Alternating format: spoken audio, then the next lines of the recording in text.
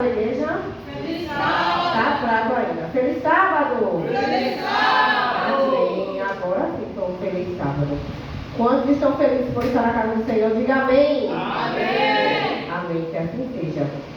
Queridos, neste momento nós vamos falar um pouquinho aqui sobre um tema muito importante, que é o cuidado de Deus com a nossa saúde, principalmente a nossa saúde mental. Ele se importa conosco em todos os aspectos. Eu costumo dizer que a nossa Bíblia, ela tem conselhos. Eu até fiz uma postagem recentemente no Instagram, e eu falei de uma dica de leitura. Eu falava assim: você quer um livro, você quer uma dica de leitura, onde nesse livro você vai encontrar dicas, você vai encontrar conselhos sobre tudo que você precisa, sobre namoro, sobre casamento, sobre finanças, sobre relacionamentos, sobre profissão, sobre qual caminho a seguir na vida, enfim, sobre todas as dúvidas que você tiver, sobre todos os assuntos.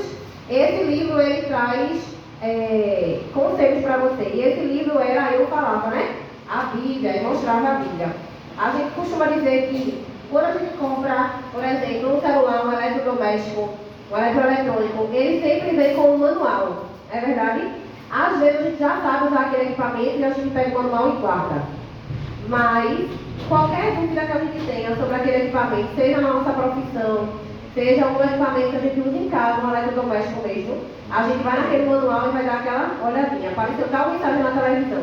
Não sei o que é isso, deixa eu olhar aqui no manual para ver se diz o que é que eu preciso fazer quando aparecer esse erro aqui na televisão. Um exemplo.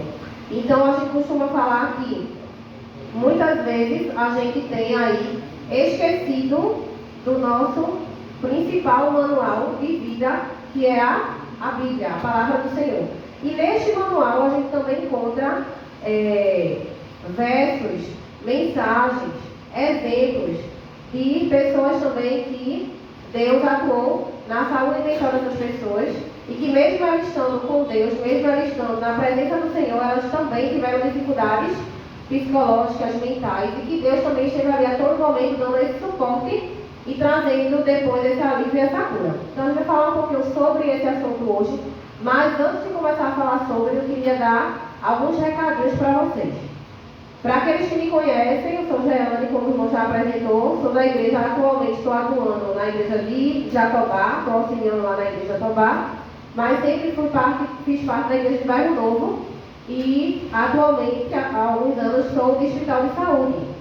E esse semestre, né, no dia 8 de novembro, a gente vai ter o nosso congresso de saúde, que o irmão aí já está divulgando, já estamos com o cartaz pronto, tá? E nesse congresso vamos ter nutricionista, enfermeiro, médico, psicólogo, pastor do distrito também estará conosco. E vamos ter lá tanto palestras, como vamos ter também oficinas. Então a gente vai ter uma parte prática nesse congresso. Então não vai ser aquele dia que vocês vão ficar sentados só escutando. Não. Vamos ter oficinas práticas, onde vocês vão aprender na prática a fazer culinária saudável, vocês vão ter massagem, vai ter escaldapés, vai ter aromaterapia, vai ter roda de conversa com a psicóloga, vai ter muita coisa boa, muita coisa prática. Vai ter aferição de pressão, glicemia, avaliação de bioimpedância. A gente vai ter lá nutricionistas também com a gente para avaliar vocês. Então vai ser um sábado intenso de muitas atividades, tanto teóricas quanto práticas. E eu gostaria de poder contar com a presença de vocês, e que vocês pudessem também divulgar para as pessoas aqui do bairro de vocês, porque o nosso objetivo não é fazer um congresso apenas para as pessoas que são da Igreja Adventista, e sim que a gente leve saúde para todas as pessoas que estejam à procura desse conhecimento, tá? Então, posso contar com vocês? Amém. Pode colocar aí na agenda de vocês para estarem lá conosco no dia 8 de novembro. Amém. Combinado? Estou gravando aqui o rosto de vocês, viu? Se chegar sábado lá, dia 8 de novembro, não ver vocês, eu vou mandar uma mensagem reclamando, dizendo assim, ó, disseram que não foram, tá vendo? Irmã Jeane, Jesus está anotando, viu? inclusive a gente tá combinando com os irmãos, né? Se dá certo, pra gente fechar a igreja e passar o dia lá. Pode ser sim. Até porque os irmãos, o quantitativo não é tão grande, né? Então dá para se organizar e ir de caravana. Vai pra lá e o cara vai passar o E dia lá. aí, antes de vocês irem também, leve pessoas aqui da área também para estar com vocês, tá certo? Digam que o sábado vai ser lá na igreja do Bairro Novo, e aí vocês vão poder estar lá conosco durante todo o sábado, e a mensagem vai ser uma bênção, o pastor vai estar lá conosco também, tá? Um outro aviso aqui, dentro do nosso departamento de saúde, a gente tem a parte de exercício físico. E o David está aí em frente nos auxiliando nessas atividades, onde o nosso objetivo é fazer com que os irmãos de fato se movimentem. E o exercício físico a gente vai ver hoje, que é uma das formas de a gente melhorar a nossa saúde mental, não só a saúde física. Então hoje, 7 horas da noite, na hora de Casa Caiada, ali em frente ao Shopping Pátio, a gente vai ter a nossa funcional. Normalmente acontece aos domingos, mas vamos fazer no sábado para poder mesclar um pouquinho esses horários para que todos possam aí se organizar e participar, tá? Então, levem a roupa aí de treino, uma calça leve, uma camisa apropriada para participar com a gente da funcional, tá certo? Inclusive, no dia do congresso, a gente vai ter uma aula de pilates também, lá na igreja de Bairro Novo, uma das oficinas é a oficina de pilates. Mas para participar, vocês vão ter que estar de calça, camisa composta, nada de transparência, decote, barriga aparecendo, e não precisa do tênis, tá? Só levar a garrafinha e fazer a inscrição. O congresso, ele é gratuito, porém a gente está pedindo que o alimento não perecível vai ser doado. E tem um link de inscrição para que vocês possam se inscrever nas oficinas e que a gente tenha noção de quantas pessoas a gente vai ter nesse dia, para a gente organizar da melhor forma possível, tá bom? Então, conto com a presença, participação e a divulgação de vocês. Então, vamos lá. Toda a vida importa. A gente vai falar sobre os irmãos que organizaram as bolas na igreja. Alguns vieram de amarelo para a gente fazer alusão ao Setembro Amarelo. E algumas pessoas dizem, falar de saúde mental na igreja, isso não é importante. Isso não é necessário. E, na verdade, o nosso Deus, ele também se importa com a nossa saúde. Se a gente não tiver saúde plena, a gente não vai conseguir adorar a Deus na sua plenitude. Quando você está doente, a sua vontade é vir à igreja ou ir na emergência para poder sanar a sua dor. Ir na emergência. Ou ficar em casa deitado, tomar um banho, um remédio e dormir. Ou tomar aquele chazinho, se alimentar melhor e vou deitar. Porque não vai dar para ir para a igreja hoje, porque eu estou muito cansada, a mente está muito carregada de muita coisa, muita preocupação, a dor de cabeça que não passa, não dormir bem, vou ficar em casa. E aí você não vem para a igreja adorar, porque ser adventista não é só falar sobre Jesus, sobre falar que a gente guarda o sábado, mas estar na igreja sim, nos dias de culto sim. Porque a mesma coisa de dizer, sou católico, mas nem para mim salvou, não sei nem como é o nome do padre. Isso é ser católico? Não. Assistir a missa em casa, qualquer um de nós podemos inclusive assistir a missa.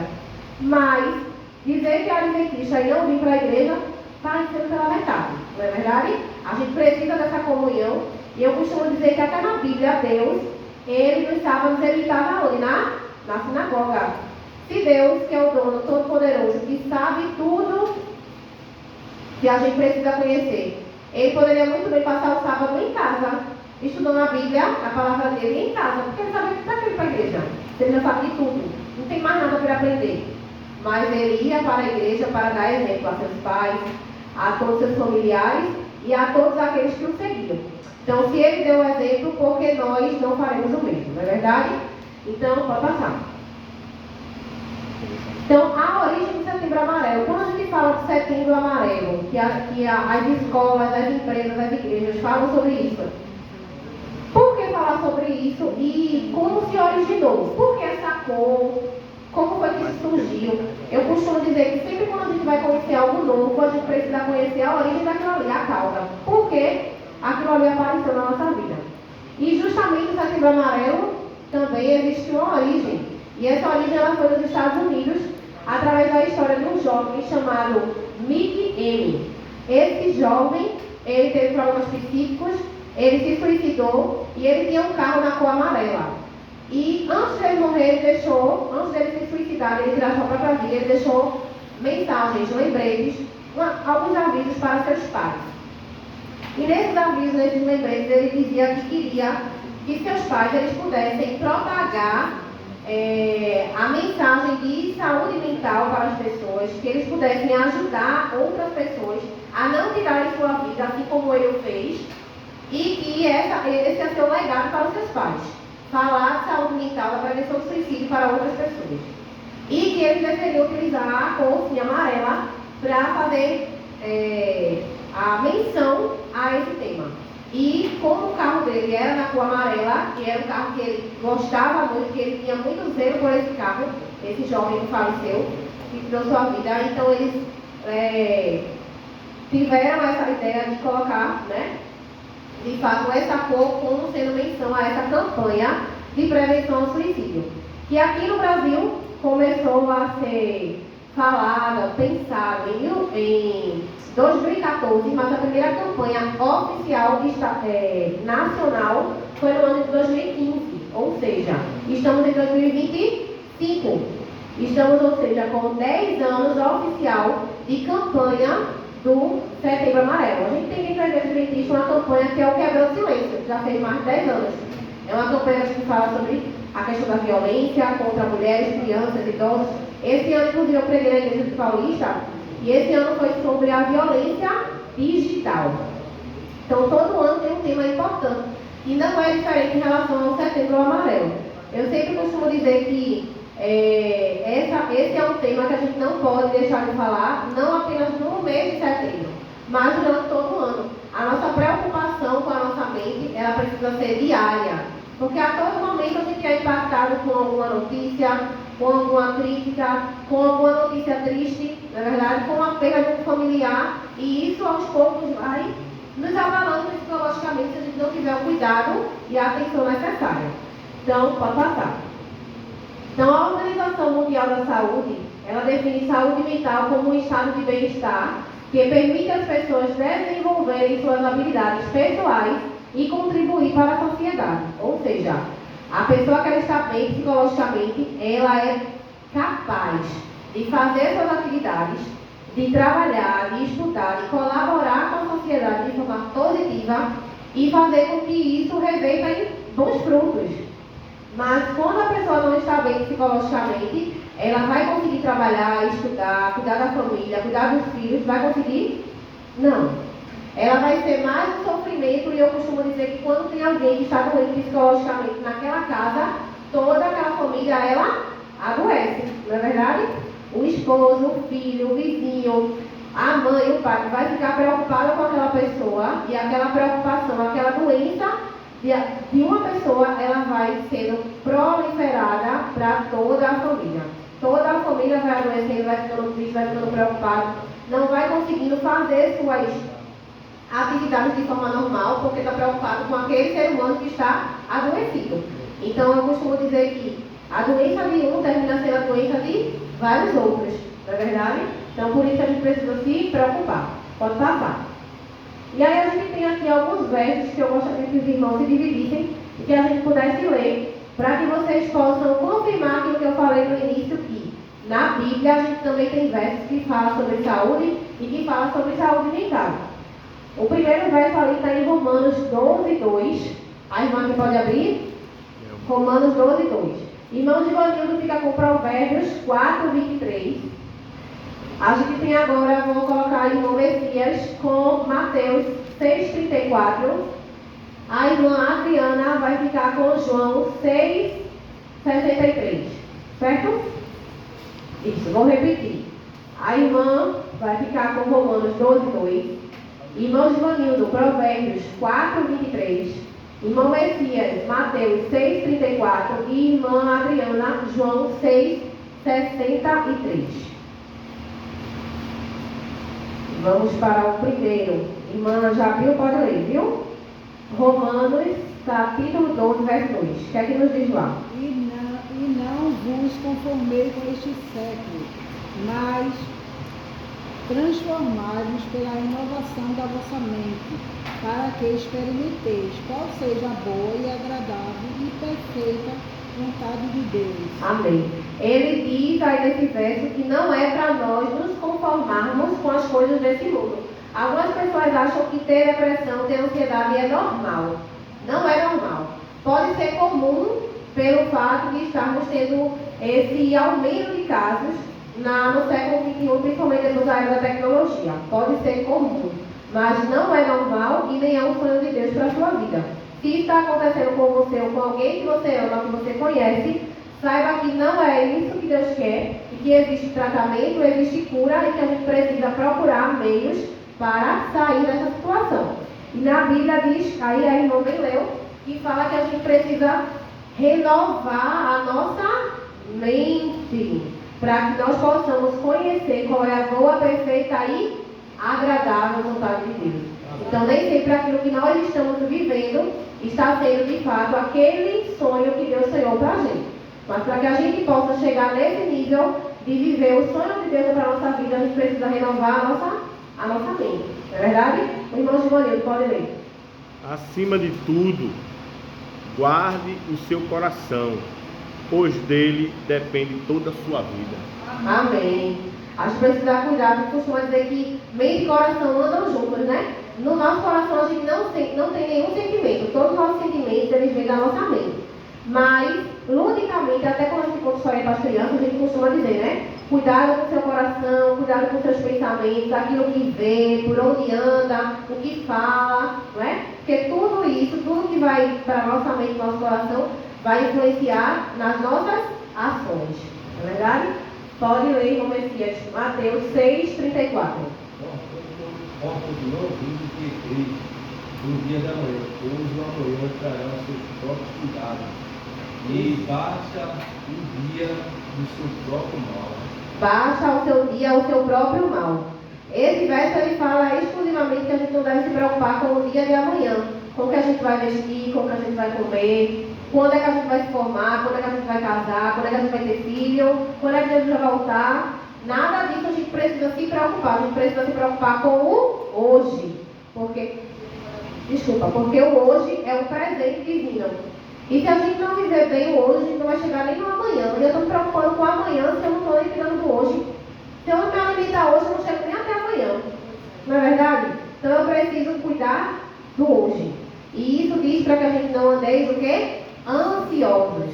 E essa ansiedade que tem nos adoecido e tem nos trazido outros problemas maiores ainda. Irmã Adriana, João 6:33. Vocês podem também ler com calma esses versos em casa depois, tá bom? 6:63, não é isso? Isso, 6:63. O Espírito é o que vivifica a carne, para nada aproveita as palavras que eu lhes tenho falado, que são Espíritos e são vida. Amém. Amém. Então ele diz que as palavras que eu vos digo são Espírito e são vida. As palavras que vêm do Senhor, que vêm da Bíblia, que vêm dos altos céus, eles nos trazem vida, esperança e alento, né? Sem falar que é uma fonte de fé também, para que a gente possa passar. Eu costumo dizer que ontem eu estava vindo do trabalho e eu estava parando, né, analisando as coisas que acontecem ao nosso meio. Inclusive, como muitos sabem, eu sou enfermeira de profissão, minha primeira graduação é enfermagem e eu trabalho em emergência.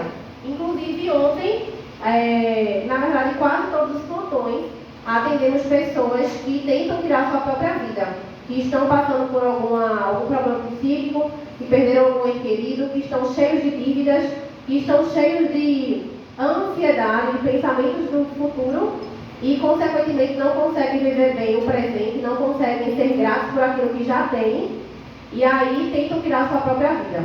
E é muito desesperador atender essas pessoas porque você tenta, por diversas vezes, falar palavras positivas, falar que tirar sua vida não vai ser a melhor solução, algo do tipo, mas aquelas pessoas, elas estão tão cegas e surdas a ponto de não conseguir enxergar nada além do que tirar sua vida vai ser a solução para todos os seus problemas.